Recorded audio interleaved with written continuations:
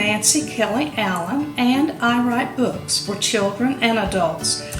My route to writing children's books is as twisty and curvy as a mountain road.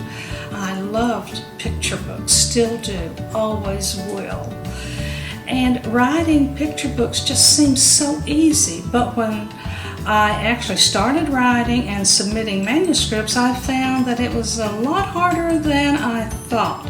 10 years later, I held my very first book in my hands. I have 2 assistant editors. They're actually my muses. They dream up stories for me to tell. Now, they may look a lot like miniature schnauzers, and they may look a lot like they are sleeping, but they're really dreaming up stories for Mama to tell. But my father was a natural-born storyteller. My mother encouraged my writing.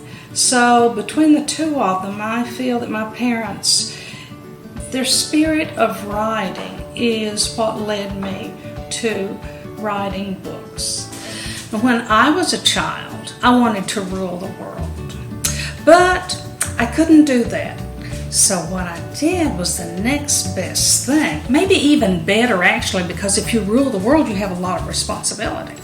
But instead, I wrote stories, and as a writer, you actually rule the world in which you are writing, because whatever the character says, you get to make them say it.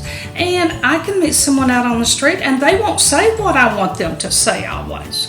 But in writing, I can make them do it. So that makes me the queen of the world. And I really feel like the queen of the world when I read my books to children and I hear them say, "Read it again."